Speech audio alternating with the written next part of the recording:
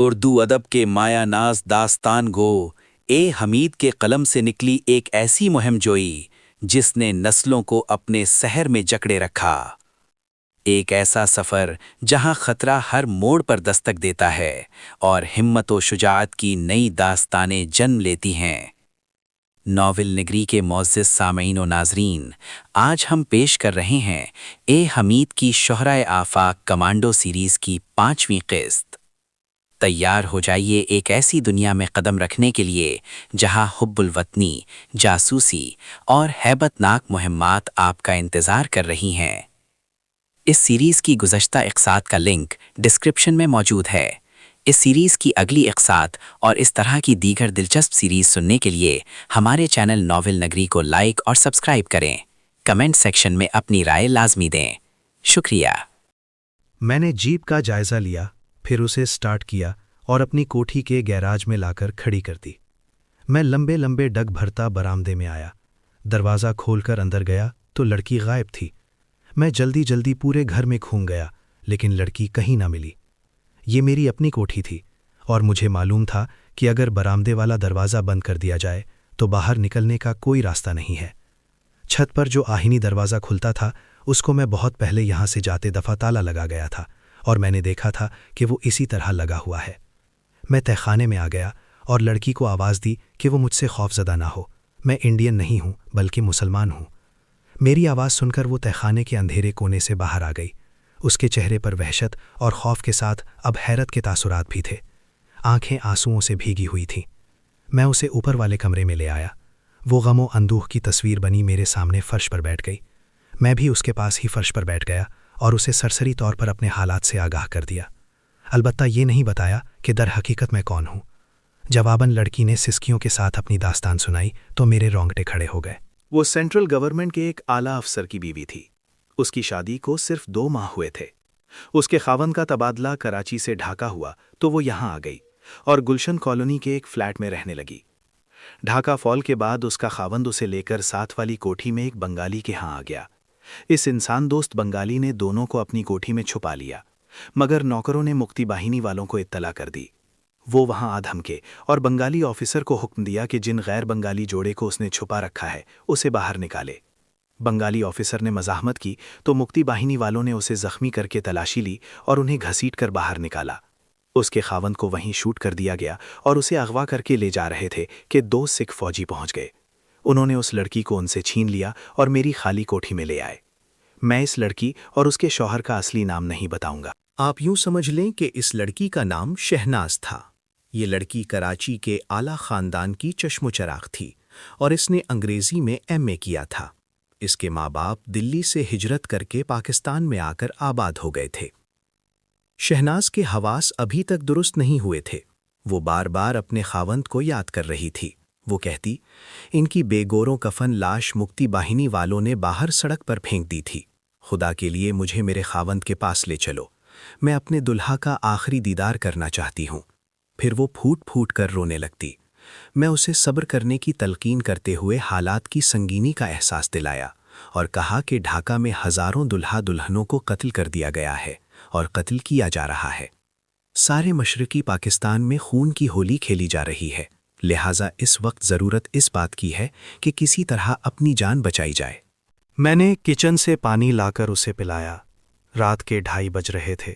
सुबह होने में ज़्यादा देर नहीं थी और मैं अभी तक ये फ़ैसला नहीं कर सका था कि इस बदकिस्मत लड़की को लेकर कहाँ जाऊं और मैं उसकी कहाँ तक हिफाजत कर सकूंगा।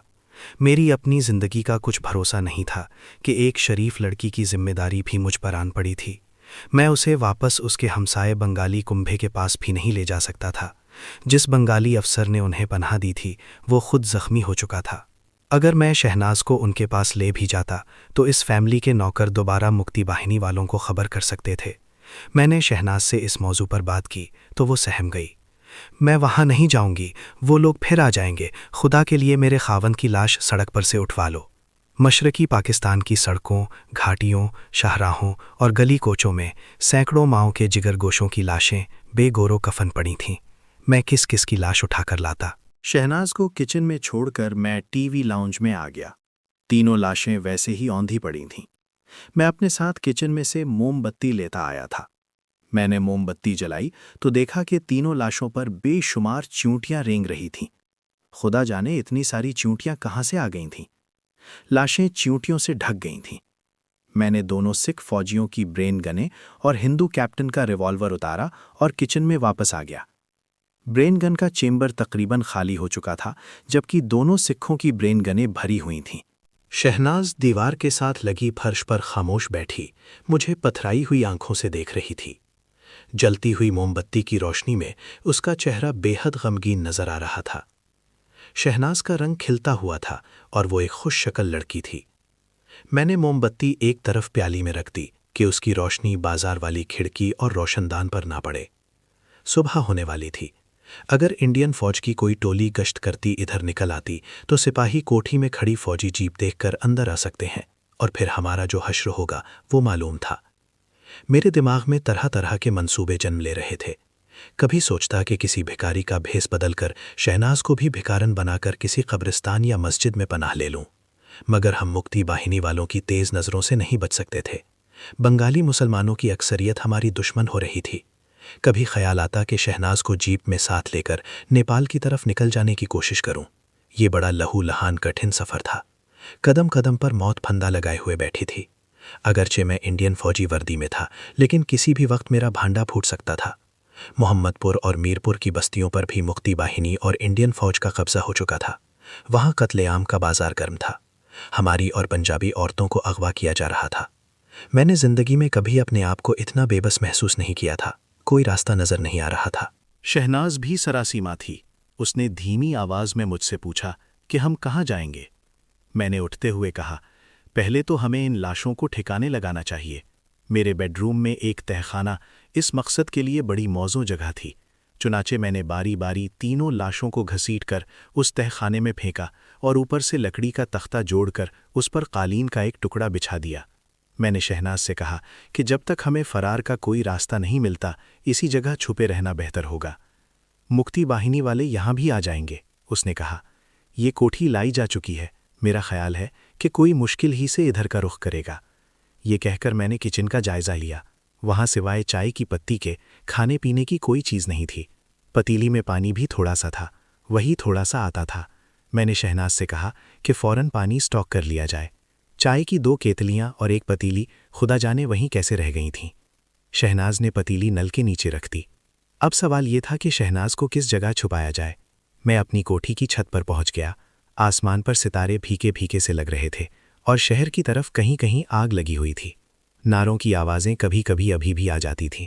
पिछली रात का अंधेरा आहिस्ता आहिस्ता दम तोड़ रहा था। मेरी निगाह छत पर एक तरफ बनी हुई पानी की टैंकी पर जम गई। ये टैंकी काफ़ी बड़ी थी और मैंने ख़ास तौर पर बनवाई थी। मैंने टैंकी का ढक्कन हटाकर देखा। टैंकी बिल्कुल खाली थी। शहनाज को यहाँ छुपाया जा सकता था। मैं नीचे आ गया और शहनाज से कहा कि सुबह हो गई तो मैं कुछ खाने पीने की चीज़ें लेने शहर जाऊंगा। जब तक मैं वापस ना आऊं वो ऊपर पानी की टैंकी में छुपी रहे। शहनाज ने कोई जवाब ना दिया।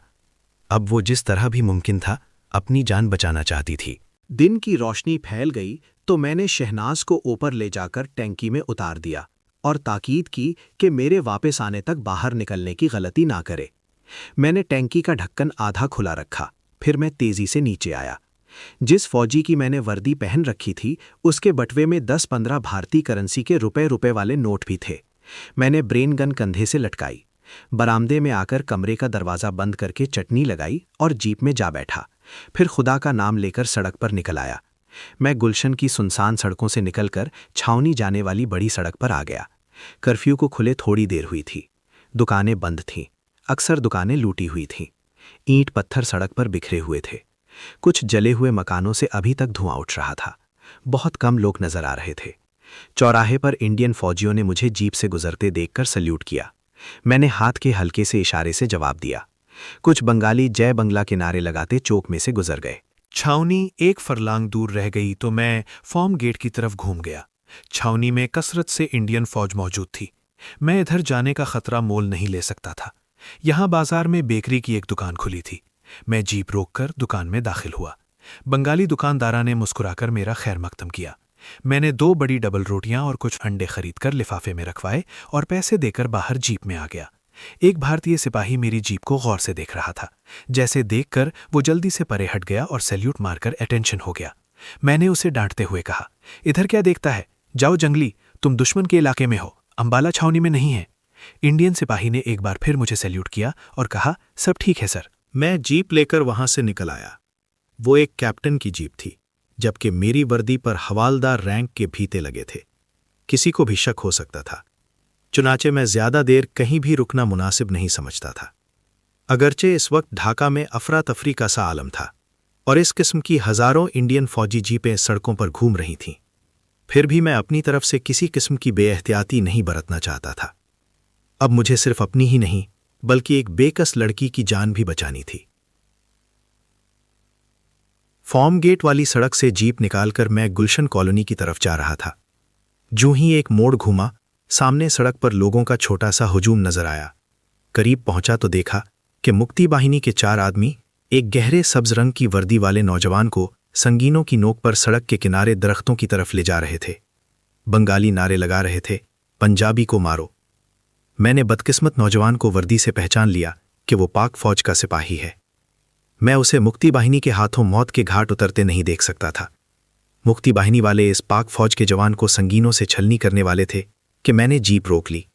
पिस्तौल तानकर मैंने जीप से छलांग लगाई और गरज कर कहा, ओए, तुम जानते हो लोग इसको शूट नहीं करेगा, ये हमारी इंडियन फौज का कैदी है, ये हमारे हवाले करो।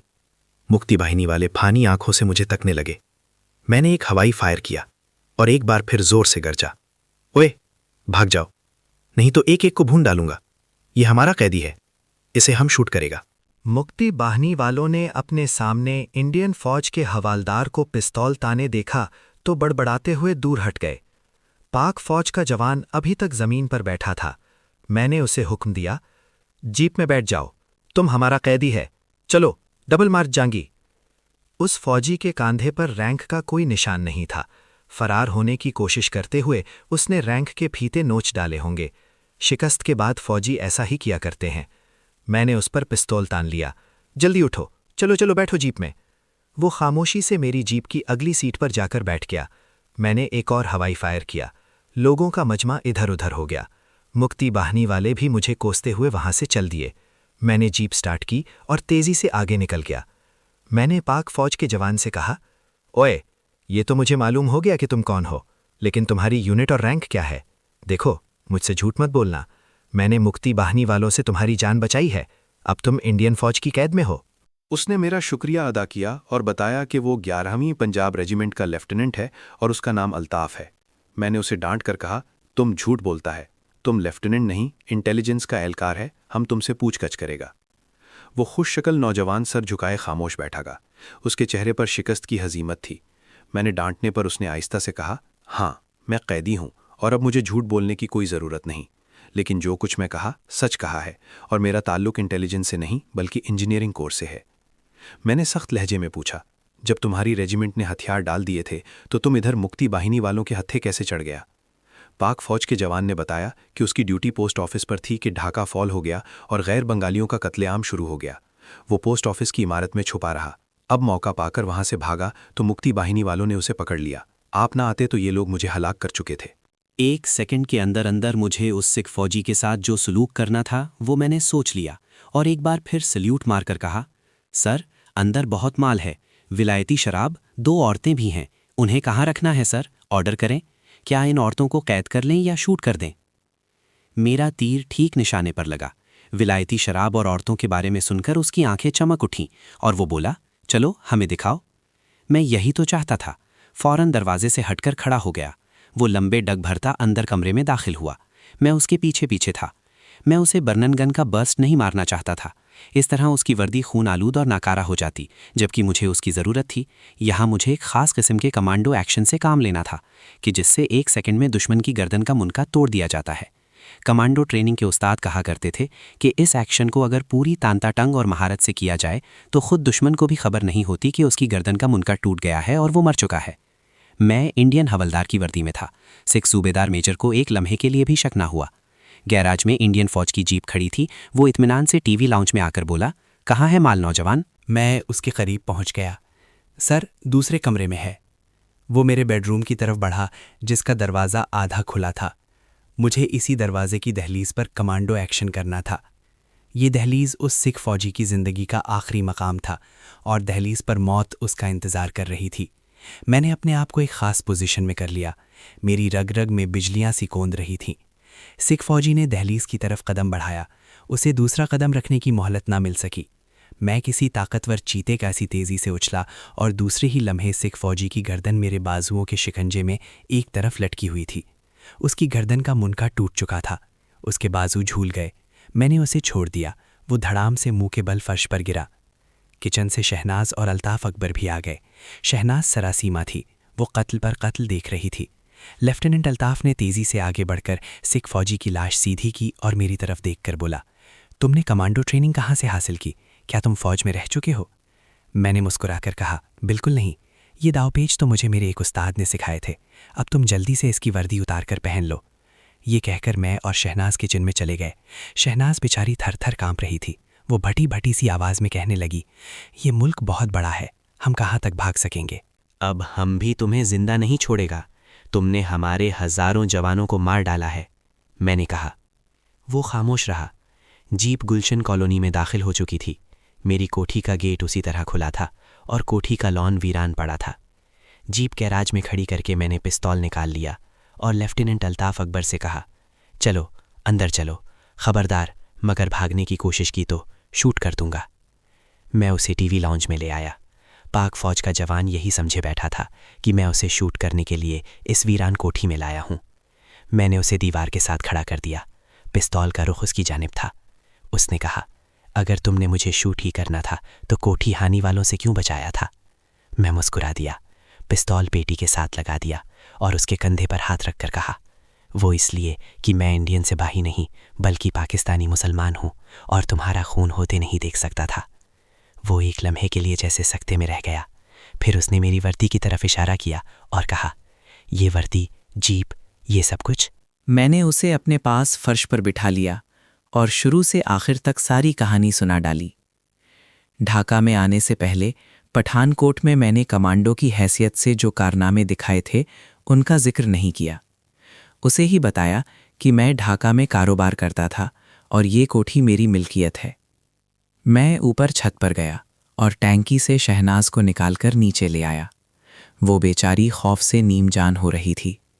मैंने नीचे आते आते लेफ्टिनेंट अल्ताफ़ के बारे में सब कुछ बता दिया और कहा कि अब हम 3 हो गए हैं, कोई ना कोई फरार का रास्ता निकाल लेंगे। मैंने शहनाज को डबल रोटी और अंडे देकर कहा कि वो नाश्ता बनाए। अल्ताफ़ अकबर ने कहा, फ़ौज के रूल्स के हिसाब से कैप्टन वर्मा की जीप का हमारे गैराज में ज़्यादा देर रहना ठीक नहीं। कैप्टन वर्मा जब अपनी रेजिमेंट में ना पहुंचा तो उसूली तौर पर उसकी इसी इलाके में तलाश होगी जहां वो ड्यूटी पर था और हम उस वक्त इसी इलाके में हैं। मेरे हिसाब से तो आज शाम तक मिलिट्री पुलिस के आदमी कैप्टन वर्मा की तलाश में यहाँ आ जाएंगे। इसीलिए हमें जितनी जल्दी हो सके इस जीप को यहाँ से दूर ले जाकर किसी खाई या तालाब में लुढ़का देना चाहिए।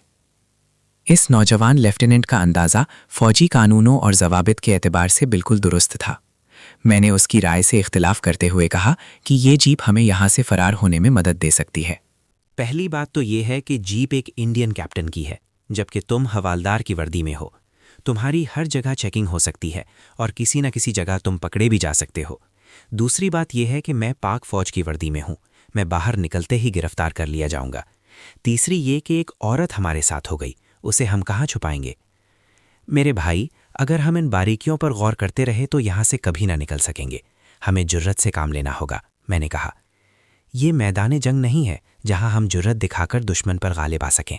हम दुश्मन के मुल्क में हैं और ढाका मफलूज हो चुका है। हमें जुर्रत के साथ साथ अक्ल फ़हम और चालाकी और अयारी से भी काम लेना होगा। हालात का तकाजा है कि हम जितनी जल्दी हो सके इस जीप से छुटकारा हासिल करें। इसके बाद मुझे भी कहीं से भारतीय वर्दी हासिल करना होगी ताकि पहली नज़र में पहचाना न जा सकूं। अगर मैं तुम्हारे साथ करते पजामे के साथ निकलता हूं तो कोठी हानि वाले मुझे पकड़ लेंगे और शहनाज को कहाँ तक बचा सकोगे? मैं सोच में पड़ गया। इतने में शहनाज नाश्ता तैयार करके ले आई। हमने खामोशी से नाश्ता जहर मार किया। सदमे की वजह से शहनाज की भूख मर चुकी थी, मगर जिंदा रहने के लिए उसे मजबूर करके थोड़ा बहुत खिलाया। शहनाज पढ़ी लिखी औरत थी। फरार के इम्कानात पर वो भी किसी वक्त अपनी राय का इजहार करती। बंगाली ज़बान उन दिनों सबसे ज़्यादा समझी जाती थी। मैं कुछ कुछ समझ लेता था और थोड़ी बहुत बोल भी लेता था। लेकिन अगर हम रवानी से भी बंगाली ज़बान बोल लेते तब भी हमारे खुलते हुए रंग और कद-काठ हमें पकड़वा सकते थे। मुक्ति बाहिनी वालों ने ऐसे ऐसे बिहारियों को भी कत्ल कर दिया था जिनके रंग बंगालियों जैसे थे और जो बड़ी रवानी से बंगला बोलते थे। मकामी लोग उनके लहजे से पहचान लेते कि वो बंगाली नहीं है। इसी अधेड़ बन में दोपहर हो गई। अचानक बाहर कुछ शोर सुनाई दिया। मैंने लेफ्टिनेंट अल्ताफ और शहनाज को किचन में जाने का इशारा किया और खुद बर्नगन हाथ में लेकर कमरे से निकलकर बरामदे में आया तो मेरा दिल जोर से धड़क उठा। एक सिख फौजी गेट के अंदर आकर गैराज में खड़ी जीप को देख रहा था। सड़क पर कुछ बंगाली लूटा हुआ माल उठाए लाठियां और कुल्हाड़ियां लहराते शोर मचाते गुजर रहे थे। मेरे बूटों की आवाज़ सुनकर सिख फौजी मेरी तरफ मुतवज्जे हुआ। मैंने देखा कि उसके कांधे पर 2 फीते और एक क्राउन बना हुआ था। वो सूबेदार मेजर था और उसका कद मुझसे बड़ा था। मैंने जोरदार सल्यूट मारा। सिख फौजी के हाथ में बर्न गन लटक रही थी। उसने जीप की तरफ इशारा करके कहा, ओए जवान, ये जीप यहां रखकर तुम अंदर क्या कर रहे हो? ये मुल्क आज अगर बांग्लादेश बन गया है तो कल मशरकी पाकिस्तान भी था। यहाँ हमारे दुश्मन हैं तो कहीं ना कहीं हमारे हमदर्द भी ज़रूर होंगे, वो हमारी मदद करेंगे। लेफ्टिनेंट किचन में आ गया। वो सूबेदार मेजर की वर्दी में था और बर्न गन उसके कांधे पर लटक रही थी। वो उसकी जेब से निकली हुई पासबुक और दूसरे कागजात पढ़ रहा था। इस सूबेदार मेजर का नाम हरा सिंह था और वो जाट रेजिमेंट का जवान था। उसकी पासबुक हमें उसकी लाश के साथ ही गायब कर देनी होगी। सिख फौजी की जेब से कुछ भारतीय करेंसी निकली। एक गुरमुखी में लिखा हुआ खत भी था जिस पर लुधियाना के किसी गांव का पता लिखा हुआ था। लुधियाना अंग्रेजी में लिखा था, बाकी सारा पता गुरमुखी में था। हमने सिख फौजी की लाश, उसका खत, उसकी पासबुक और अल्ताफ अकबर की वर्दी को भी तख्ता उठाकर बेडरूम के उस तहखाने में फेंक दिया जहां पहले से 3 लाशें अब बदबू देने लगी थीं। पासबुक को इसलिए लाश के साथ तहखाने में फेंक दिया कि उस पर सिख सूबेदार मेजर की तस्वीर लगी थी। हमारा प्रोग्राम ये बना कि शाम का अंधेरा होते ही जीप लेकर निकल पड़े और शुमाल की तरफ किसी मकाम से बॉर्डर क्रॉस करके नेपाल में दाखिल होने की कोशिश की जाए। ये प्रोग्राम बनाना बड़ा आसान था, लेकिन हमें मालूम था कि इस जानलेवा सफ़र पर कदम कदम पर मौत मुंह फाड़े खड़ी थी। अब सबसे बड़ा मसला शहनाज का था। उसे हम छोड़ने के लिए नहीं छोड़ सकते थे। हम हरगिज़ ये गवारा नहीं कर सकते थे कि एक शरीफ पाकिस्तानी खातून को मुक्ति वहनी वाले अगवा करके ले जाएं। काफ़ी सोच और विचार के बाद आखिर हमने आपस में यही तय किया कि शहनाज को मर्दाना लिबास पहनाकर सिविलियन बंगाली नौकर के भेस में साथ रख लिया जाए। हमारी जीप ढाका के बाजारों से गुजर रही थी। हथियार डालने के बाद हुए अलमअंगेज मनाजिर देखने में आ रहे थे। बंगालियों की अक्सरियत वक्ती जज्बात के तूफान में घिरी हुई थी। ये लोग हिंदुस्तानी फौजियों के खैर मकदम में नारे लगा रहे थे। हम एक भारतीय फौजी जीप में सवार थे और हमारी वर्दियां भी भारतीय फौज की थीं। हमें देखकर बंगाली खुशी से नारे लगा रहे थे। हमें भी हाथ हिला हिलाकर उनके नारों का जवाब देना पड़ता, अगरचे हमारे दिल खून के आंसू रो रहे थे। मैं हवलदार गणेश्याम दास और मेरा साथी अल्ताफ अकबर सूबेदार मेजर हरा सिंह की वर्दी में और पाकिस्तानी सीएसपी अफसर की बीवी शहनाज मर्दाना लिबास में हमारे सिविलियन बंगाली मुलाजिम के भेस में थी। मैं जीप चला रहा था। अल्ताफ अकबर मेरी साथ वाली सीट पर और शहनाज पिछली सीट पर बैठी थी। कोई इंडियन फौजी जीप या ट्रक हमारे करीब से गुजरता तो हम एक दूसरे को हाथ हिलाकर सलाम करते। हम हरी टोला के इलाके से गुजरे तो हमें बंगालियों ने घेर लिया और हमें फूलों के हार पहनाए और मिठाई के 2 लिफाफे दिए। वो चीख चीख कर इंडियन फौज और बांग्लादेश जिंदाबाद के नारे लगा रहे थे। शहनाज पिछली सीट पर दुबकी बैठी थी। उसका रंग जर्द हो रहा था। मैंने उसे घूर कर देखा और उसके जहन में ये बात डालने की कोशिश की कि वो भी अपने आप को खुश जाहिर करे। बड़ी मुश्किल से हमने जीप को भेड़ में से निकाला और कलाबुर की तरफ से होते हुए चटागोंग की तरफ जाने वाली बड़ी सड़क पर आ गए। एक जगह सड़क के किनारे दरख्तों में जीप खड़ी करके हमने मिठाई खाई क्योंकि हमें भूख लग रही थी। मैंने शहनाज को दबे लहजे में थोड़ा सा डांटा कि अगर वो बंगालियों को देखकर इसी तरह घबराती रही तो हम पकड़े जाएंगे। उसने आंखों में आंसू भरकर कहा कि वो मजबूर है। अल्ताफ अकबर ने कहा, अगर वो अपने आप को नहीं संभालेगी तो हमें मुक्ति बाहिनी की गोलियों का निशाना बनने से कोई नहीं बचा सकेगा। शहनाज ने वादा किया कि वो हमारी हिदायत पर अमल करेगी।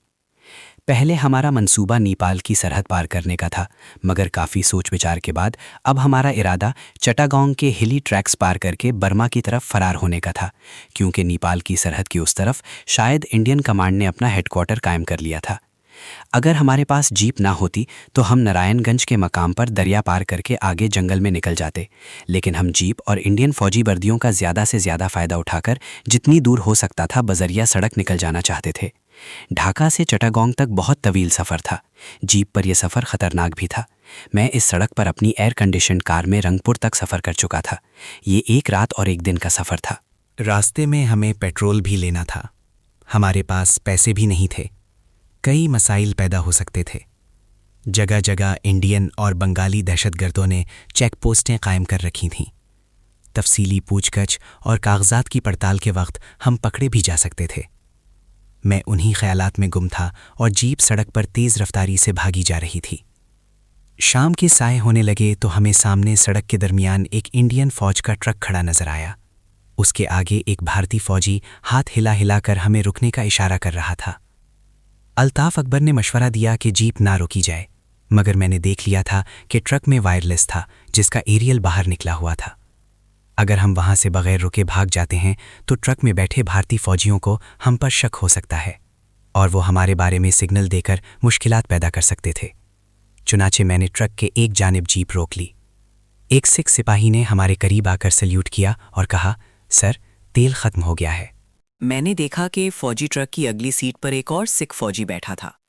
मैंने सिख सिपाही से कहा कि डब्बा लेकर जीप की टैंकी में से थोड़ा सा तेल निकाल ले। मैं इस मुसीबत से पीछा छुड़ाना चाहता था, हालांकि हमें खुद पेट्रोल की बहुत ज़रूरत थी। सिख सिपाही ने सल्यूट मारा। ट्रक के पीछे से कैन लाकर वो और बड़ी नलकी निकालकर और जीप की टैंकी में से पेट्रोल निकालने लगा। मैं जीप में बैठा रहा। मेरी उंगली स्टेन गन के ट्रिगर पर थी। मैं किसी भी सूरत हाल के लिए बिल्कुल तैयार था। लेफ्टिनेंट अल्ताफ़ खामोश बैठा था। उसकी आंखों में तशवीश थी। इतने में सामने से एक इंडियन फौजी जीप तेजी से आई और हमारे पहलू में रुक गई। मेरा दिल जोर से धड़क उठा। उसमें एक इंडियन मेजर और उसके 2 बॉडीगार्ड सवार थे। इंडियन मेजर की मूछें नोकीली थीं और कांधे पर ब्राउन चमक रहा था। उसने करख्त आवाज में पूछा, इधर तुम लोग क्या कर रहे हो?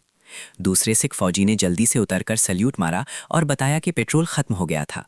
इंडियन मेजर ने हमारी जीप की तरफ देखा और वहीं से बोला, कौन सी रेजिमेंट के हो? यहाँ मुझसे एक सख्त गलती हो गई थी। हमें चाहिए था कि ज़ाब्ते के मुताबिक एक इंडियन मेजर को सामने देखकर फ़ौरन अपनी जीप से उतरकर उसे सैल्यूट करते। यही गलती हमें लेकर बैठ सकती थी। मैंने अल्ताफ़ अकबर को मेजर के करीब गया और सैल्यूट मारकर बोला, सर, 15 सवार रेजिमेंट। मेजर जीप से उतर आया और मेरे करीब आकर बोला, जवान, अपनी पासबुक दिखाओ। मैं सिविलियन होता तो घबरा जाता, लेकिन मैं एक ट्रेंड कमांडो था और इस किस्म के मौक़ों के लिए तैयार था।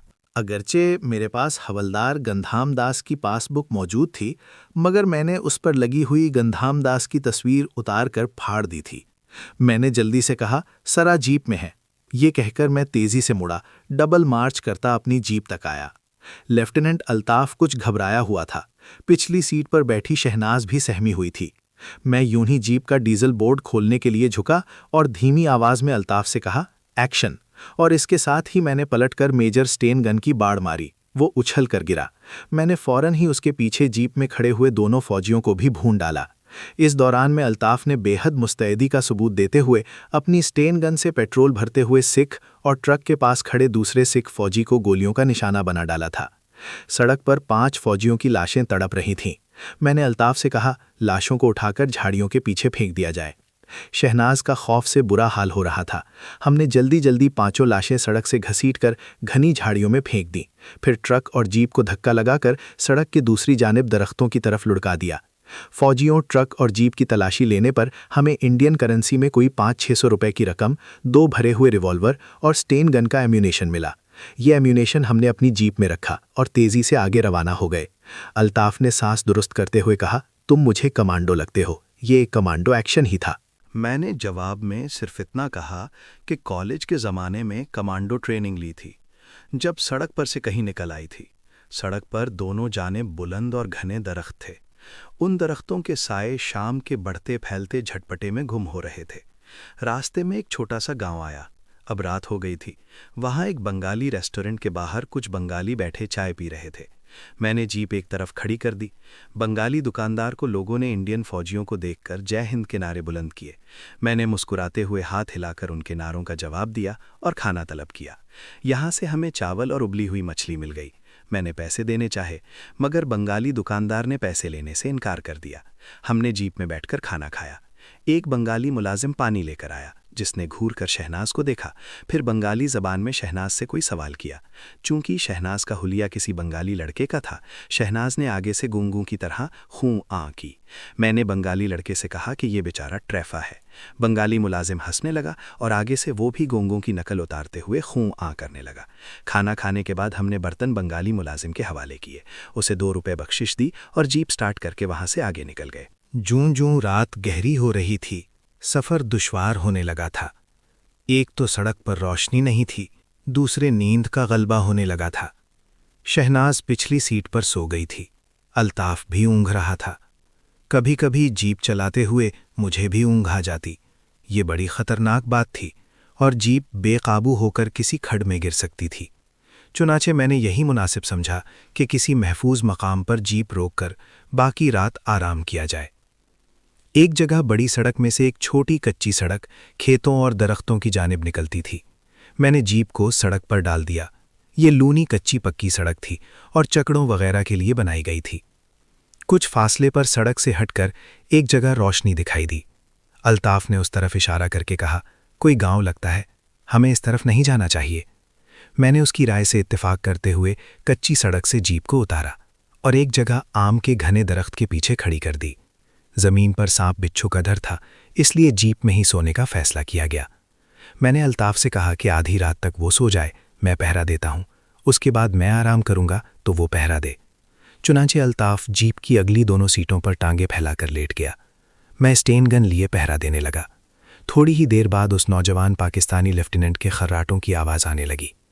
मैं सोचने लगा, खुदा जाने पंजाब में मुकीम उस नौजवान के माँ बाप के दिल पर क्या गुजर रही होगी। वो अपने बेटे की ज़िंदगी के लिए किस खुजू और खुशू से दुआएं मांग रहे होंगे। ऐसे सैकड़ों नौजवान थे जिनकी ज़िंदगियों के लिए पाकिस्तान में दुआएं मांगी जा रही थीं। किसी को उनके मुस्तकबिल, उनकी ज़िंदगियों के बारे में इल्म नहीं था। आसमान पर सितारे टिमटिमा रहे थे। शहनाज पिछली सीट पर गहरी नींद सो रही थी।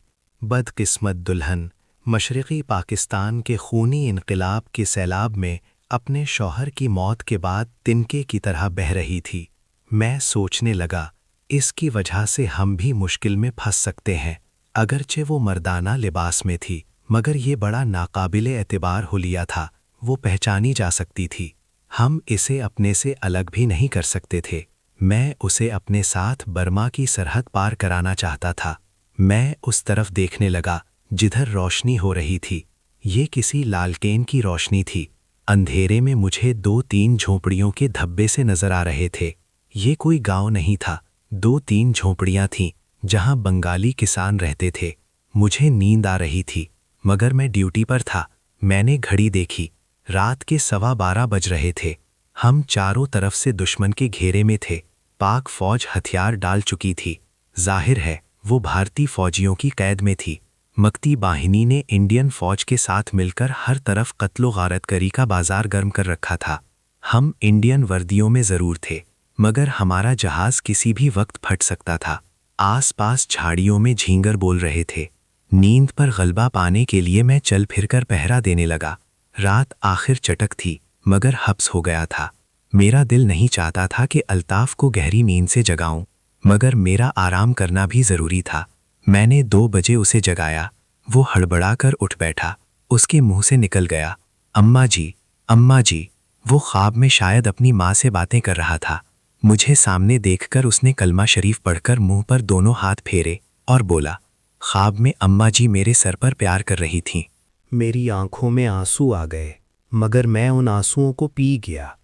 अल्ताफ मेरी जगह पहरा देने लगा और मैं जीप की अगली सीटों पर लेट गया। फौरन ही नींद ने मुझे अपनी आगोश में ले लिया। मेरी आंख उस वक्त खुली जब अल्ताफ मेरे कांधे को आहिस्ता आहिस्ता हिलाते हुए कह रहा था, मास्टर भाई उठो, दिन निकलने वाला है। मैंने देखा आसमान पर सुबह की जुमर्दी रोशनी फैली हुई थी। ठंडी ठंडी हवा चल रही थी। शहनाज अभी तक बेसुध पड़ी थी। मैंने अल्ताफ से कहा, हमें इन झोंपड़ी वालों से हाथ मुंह धोने के लिए पानी और कुछ खाने पीने के लिए हासिल करना होगा। शहनाज भी जाग गई थी। हमने उसे साथ लिया और झोंपड़ियों की तरफ चल दिए। हल्की रोशनी फैल रही थी। 2 बंगाली किसान धोतियां बांधे एक झोंपड़ी के बाहर बैठे नारियल का पानी पी रहे थे। उनमें से एक की चिलमनी दाढ़ी थी। मैंने आहिस्ता से कहा, ये मुसलमान लगते हैं, लेकिन खबरदार, इन्हें अपना राज न बताना। एक धोतीपोश दुबली पतली उधेड़ उम्र की औरत झोंपड़ी के एक जानिब ही बैठी चूल्हे में आग जला रही थी। 2 भारतीय फौजियों को अपनी तरफ आते देखकर बंगाली उठ खड़े हुए। उन्होंने माथे पर हाथ रखकर हमें सलाम किया। उन दोनों में एक जवान और एक पक्का उम्र का था। दोनों दुबले पतले और कमज़ोर थे। मैंने टूटी फूटी उर्दू में कहा, हम भारतीय फौजी हैं, हमें हाथ मुंह धोने के लिए पानी और कुछ खाने को चाहिए। मेरे लहजे के तहक्कुम से वो सहम गए। उनमें जो बड़ा था उसने अपनी बीवी को झड़क कर आवाज़ दी। ये नाम हिंदुओं का था, मगर वो बड़ा बंगाली की दाढ़ी बता रही थी कि वो मुसलमान है। फिर ख्याल आया कि मशरिकी पाकिस्तान के मुसलमान अपनी बीवियों और लड़कियों के 2 नाम रखते हैं, एक मुसलमानों का और दूसरा हिंदुओं वाला नाम। उसकी बीवी ने हमारे लिए ज़मीन पर चटाई बिछा दी। मैंने मुंह हाथ धोने के लिए पानी मांगा तो बूढ़े बंगाली ने एक तरफ दरख्तों में इशारा करके बताया कि इधर एक तालाब है। पहले मैं तालाब पर गया। वो एक छोटा सा तालाब था जिसकी सीढ़ियाँ पानी में उतरी थीं। इस किस्म के तालाब मशरिकी पाकिस्तान के देहातों में आम होते थे। मैंने हाथ मुंह धोया, फिर अल्ताफ़ को भेज दिया। वो वापस आया तो शहनाज को तालाब पर जाने का इशारा किया। शहनाज खामोशी से उधर चल दी। उसका लिबास तो बंगाली लड़कों जैसा था, मगर चाल औरतों जैसी थी। मैंने महसूस किया कि बूढ़ा बंगाली उसकी तरफ मशकूक नज़रों से देख रहा है। हमने नाश्ता किया। बूढ़े बंगाली की बीवी ने काली काली कतली में हमारे लिए चाय बना दी। मालूम हुआ कि मेरा अंदाज़ा दुरुस्त था। ये एक मुसलमान बंगाली कुंबा था। थोड़ी देर बाद झोंपड़ी के अंदर से एक खुशशक्ल नौजवान बंगाली लड़की निकल आई। वो हमें खौफजदा नज़रों से देखती हुई अपनी माँ के पास चली गई। बूढ़े बंगाली ने डरते डरते बताया कि ये उसकी बेटी है। वो हमें बातों में लगाकर हमारी तवज्जो अपनी बेटी की तरफ से हटाना चाहता था। मैंने उससे पूछा कि भगोड़े पाकिस्तानी फ़ौजी तो यहाँ नहीं हैं। उसने एक गहरी सांस भरकर बताया कि इधर जितने पाकिस्तानी फ़ौजी थे सबको इंडियन फ़ौज गिरफ्तार करके ले गई है। मैंने जेब से इंडियन करेंसी के चंद रुपए निकालकर बूढ़े को दिए। उसने लेने से इनकार कर दिया। वो अभी तक खौफजदा था और उसने अपनी लड़की को इस दौरान में इशारा करके दूसरी झोंपड़ी में भेज दिया था, क्योंकि मक्ती बाहिनी और इंडियन फ़ौजी बंगाली लड़कियों को भी अगवा करके ले जाते थे। मैंने ज़बरदस्ती उसे 20 रुपए दिए और उसका शुक्रिया अदा करके चले ही थे कि एक सुल्फ से फ़ौजी जीप आती दिखाई दी। मैंने अल्ताफ़ की तरफ देखकर उसे होशियार रहने का इशारा किया और शहनाज से कहा कि वो दरख्तों के दरमियान खड़ी अपनी जीप में जाकर बैठे। शहनाज चली गई। जीप हमारे करीब आकर रुक गई। ये किसी बंगला रेजिमेंट की जीप थी और उसमें 4 मक्ती बाहिनी के गुंगे सिपाही सवार थे। उन्होंने राइफलें थाम रखी थीं। उनमें से एक जीप ही में बैठा रहा, दूसरा जीप से उतरकर खड़ा हो गया। 2 मक्ती बाहिनी वाले हमारी तरफ बढ़े। वो मुस्कुरा रहे थे। उनकी वर्दियां मक्ती बाहिनी की थीं और आंखों से वहशत और दरंदगी टपक रही थी। उन्होंने हमें सलूट किया और टूटी फूटी उर्दू में कहा कि वो लोग यहाँ मुर्गियाँ और अंडे लेने आए हैं। मैंने वहाँ ठहरना मुनासिब नहीं समझा और अल्ताफ़ को साथ लेकर वापस अपनी जीप की तरफ चल दिया। हमारे लिए उन लोगों से दूर रहना ही बेहतर था। दरख्तों के झुंड में हमारी जीप खड़ी थी। मैं जीप स्टार्ट करने ही वाला था कि किसी लड़की की चीख सुनाई दी। हमने दरख्तों के दरमियान से देखा 2 मक्ती बाहिनी वाले झोंपड़ी में से उसी जवान लड़की को घसीटकर अपनी जीप की तरफ ले जा रहे थे। दिन की रोशनी चारों तरफ फैल चुकी थी। बंगाली बूढ़ा और उसका बेटा हाथ जोड़कर रहम की भीख मांग रहे थे। लड़की की माँ अपनी छाती पीट रही थी।